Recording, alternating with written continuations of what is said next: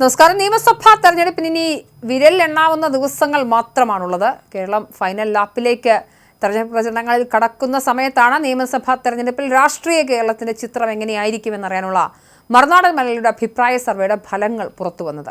ഇന്നലെ നമ്മൾ സർവേയിൽ മലബാർ മേഖല എങ്ങനെയാണ് വോട്ട് ചെയ്യുന്നത് എന്ന ഫലമാണ് പുറത്തുവിട്ടത്. ഇന്ന് സർവേയുടെ രണ്ടാം ഘട്ട ഫലം വന്നു. പാലക്കാട്, തൃശ്ശൂർ, എറണാകുളം, ഇടുക്കി, കോട്ടയം എന്നീ 5 ജില്ലകളിലായുള്ള 53 മണ്ഡലങ്ങളിലെ സർവേയുടെ ഫലമാണ് പുറത്തു വന്നത്. തൃശ്ശൂർ ജില്ലയിലെ ഫലം എങ്ങനെ എന്നാണ് നമ്മൾ ഇന്ന് പരിശോധിക്കുന്നത്. 2021 നിയമസഭാ തെരഞ്ഞെടുപ്പിൽ ഇടതുതരംഗം ആഞ്ഞടിച്ച ജില്ലയായിരുന്നു തൃശ്ശൂർ. ആകെയുള്ള 13 സീറ്റിൽ ചാലക്കുടി മാത്രമായിരുന്നു ആ ചെങ്കൊടുങ്കാറ്റിനിടയിലും UDF-നൊപ്പം നിന്നത്. എന്നാൽ ഇത്തവണ ആ മണ്ഡലം നിലനിർത്തി മറ്റ് 4 സീറ്റുകൾ കൂടി UDF നേടുമെന്നാണ് മറുനാടൻ സർവേ ഫലങ്ങൾ സൂചിപ്പിക്കുന്നത്. തൃശ്ശൂർ, മണലൂർ, വടക്കാഞ്ചേരി, ഇരിങ്ങാലക്കുട എന്നീ സീറ്റുകളാണ് UDF തിരിച്ചുപിടിക്കാൻ സാധ്യതയുള്ളത്.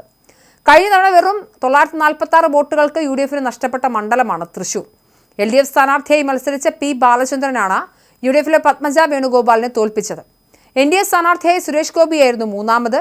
എന്നാൽ 5 വർഷത്തിനു ശേഷം വീണ്ടും നിയമസഭാ തെരഞ്ഞെടുപ്പ് നടക്കുമ്പോൾ പത്മജ BJP-യിലാണ്. കവിയും എഴുത്തുകാരനുമായ ആലങ്കോട് ലീലാകൃഷ്ണനാണ് ഇവിടെ ഇടത് സ്ഥാനാർത്ഥി. മറുനാടൻ സർവേ പ്രകാരം 2% വോട്ടിന് UDF സ്ഥാനാർത്ഥി രാജൻ ജെ പല്ലരാണ് മുന്നിൽ നിൽക്കുന്നത്. UDF 34% വോട്ട് നേടുമ്പോൾ LDF 32% തൊട്ടു പിന്നിലുണ്ട്.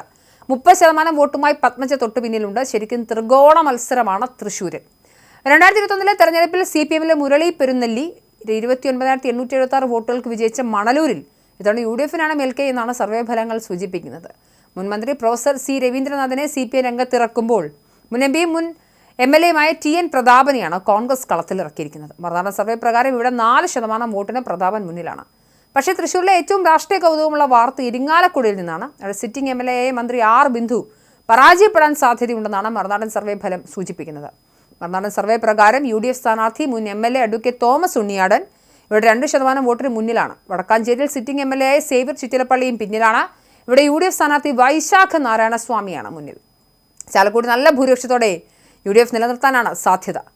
റവന്യൂ മന്ത്രി രാജന്റെ മണ്ഡലമായ ഒല്ലൂരിലും ഇടതുപക്ഷത്തിന്റെ ശക്തി കേന്ദ്രമായ ചേലക്കരയിലും കനത്ത മത്സരമുണ്ട്. പക്ഷേ LDF-ന് പരമ്പരാഗത കേന്ദ്രങ്ങളായ കുന്നംകുളം, കൊടുങ്ങല്ലൂർ എന്നിവയൊക്കെ ഇത്തവണയും ഇടതിനൊപ്പമാണെന്ന് തന്നെയാണ് മറുനാടൻ സർവേ ഫലങ്ങളും പറയുന്നത്. വിവാദങ്ങൾ ഒരുപാടുണ്ടായ ഗുരുവായൂർ മണ്ഡലത്തിലും LDF-ന് തന്നെയാണ് മേൽക്കൈ. ഇവിടെ ഇടതു സ്ഥാനാർത്ഥിക്ക് 8% വോട്ടിന്റെ ലീഡുണ്ട്. BJP നേതാവ് N. ഗോപാലകൃഷ്ണൻ ഇവിടെ 20% വോട്ട് പിടിക്കുന്നുണ്ട്. ചുരുക്കത്തിൽ 2021 നിയമസഭാ തെരഞ്ഞെടുപ്പിൽ ജില്ലയിൽ കണ്ട ഇടതുകോട്ടകൾക്ക് ഇത്തവണ വിള്ളലേൽക്കുമെന്നാണ് മറുനാടൻ മലയാളി സർവേ ഫലങ്ങൾ വ്യക്തമാക്കുന്നത്. 13-ൽ 12 സീറ്റുകൾ നേടി ജില്ല തൂത്തുവാരി ഇടതുമുന്നണിക്ക്. തൃശ്ശൂർ, മണലൂർ, വടക്കഞ്ചേരി, ഇരിങ്ങാലക്കുട എന്നീ മണ്ഡലങ്ങൾ കൈവിട്ടു പോകാനുള്ള സാധ്യതയാണ് സർവേ പ്രവചിക്കുന്നത്.